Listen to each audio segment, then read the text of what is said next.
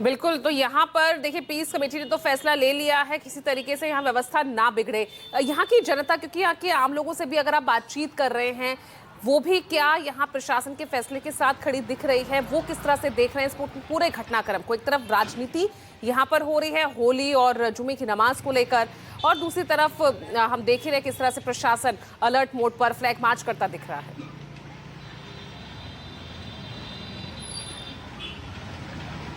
जी बिल्कुल, हम इसी मार्केट में मैं लोगों से बात करने की भी कोशिश करूंगा कि आखिर वो इसको लेकर क्या सोच रहे हैं, क्योंकि मस्जिद कमेटी की तरफ से लगातार यही अपील की जा रही है लोगों से कि वो नमाज का समय जो है उसको आगे बढ़ाया गया है, तो 2 बजे नमाज करें। इसके अलावा जो होली को लेकर भी पुलिस प्रशासन लगातार लोगों को हिदायत दे रहा है कि वो क्या करें और क्या ना करें। क्या नाम है आपका? जावेद। जावेद जी, होली का त्यौहार भी है कल और जुम्मे की नमाज भी है, तो ऐसे में शहर में किस तरह का माहौल है? मस्जिद कमेटी की तरफ से आप लोगों से क्या अपील की गई है? अब तो सही है माहौल। मस्जिद कमेटी की तरफ से क्या की? 2:30 बजे की नमाज का। अच्छा, 2:30 बजे होगी नमाज? ना 2:30 बजे का नमाज का टाइम है। होली उससे होली पहले हो जाएगी, रंग निकल जाएगा, उसके बाद नमाज हो जाएगी। और प्रशासन की तरफ से जो कदम उठाए जा रहे हैं उनको लेकर क्या? वो सब सही है। सही है, फ्लैग मार्च वगैरह हाँ, हो रहा है, मतलब बढ़िया के सब सही रहेगा। व्यवस्था बनी रहे। हाँ, बने रहेगा। क्या कहेंगे? ठीक है, शुक्रिया। बढ़िया प्रशासन का ठीक से कदम उठा रहा है प्रशासन? जी जी, माहौल बिल्कुल सही है। हाँ, माहौल पूरी तरह से शांत है। जी जी। और मस्जिद कमेटी की तरफ से क्या कहा गया है कल?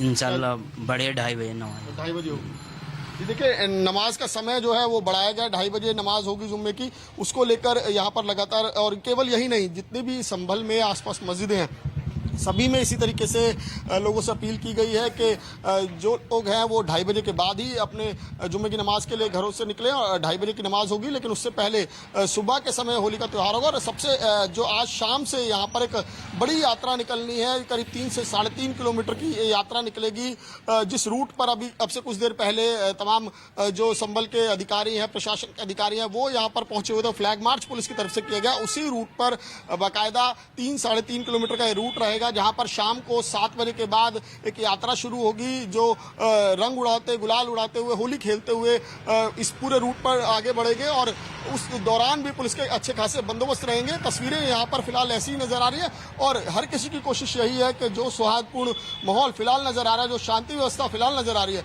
ऐसी व्यवस्था लगातार बनी रहे। जी बिल्कुल। और जो संवेदनशील, आप जिस तरह से बता रहे कि भाई 10 मस्जिदों को यहाँ पर तिरपाल से ढका गया है, तो क्या वो जो चिन्हित इलाके हैं, वो जो मस्जिदें हैं उन्हीं चिन्हित इलाकों में आती है जहां से शोभा यात्रा का रूट जो बनाया गया है?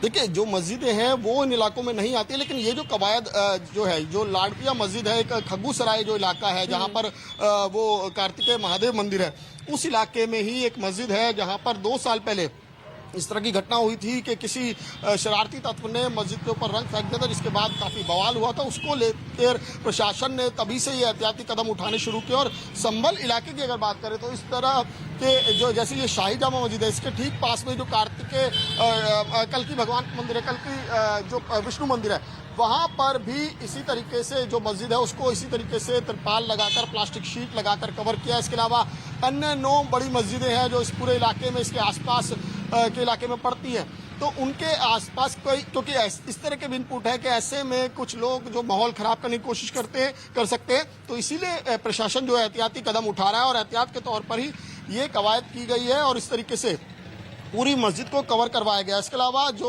इस शाही जामा मस्जिद के आसपास का जो इलाका है, जो जहां पर हिंदू बाहुल्य समुदाय के लोग रहते हैं, वहां पर भी पुलिस प्रशासन की व्यवस्था है और वहां पर भी उनके लिए भी हिदायतें दी गई हैं कि उनको कहां तक रहना है। और अगर होली का जश्न भी मनाना है तो इस बात का ध्यान रखते हुए कि किसी और को परेशानी ना हो। और अगर कोई और इस बात की तस्दीक पुलिस प्रशासन ने पहले ही कर दी थी कि अगर कोई शख्स किसी को परेशान करता है होली के नाम पर, और कोई शख्स रंग लगवाना नहीं चाह रहा है और वो उसका विरोध कर रहा है, तो उसके बावजूद उसे अगर जबरदस्ती रंग लगाया जा रहा है या जबरदस्ती परेशान किया जा रहा है, तो ऐसे लोगों से भी सख्ती से निपटा जाएगा। तो ये प्रशासन तो अपनी तरफ से पूरी तरीके से मुस्तैद है, लगातार कदम उठा रहा है, लगातार बातचीत भी कर रहा है लोगों से। अब लोगों के ऊपर भी जिम्मेदारी है कि जिस तरीके से शहर का माहौल पिछले कुछ महीनों से पूरी तरह से शांतिपूर्ण है, पूरी तरीके से सौहार्दपूर्ण बना हुआ, इसी तरीके से माहौल में कल का दिन होली का त्यौहार भी निकल जाए और जुम्मे की नमाज भी। जी बिल्कुल, ये सिर्फ प्रशासन और सरकार की ही जिम्मेदारी नहीं है, ये हर एक नागरिक की यहाँ पर जिम्मेदारी बनती है कि जो आज जो सौहार्दपूर्ण जो शांति व्यवस्था आज दिख रही है वो कल भी इसी तरह बनी रहे।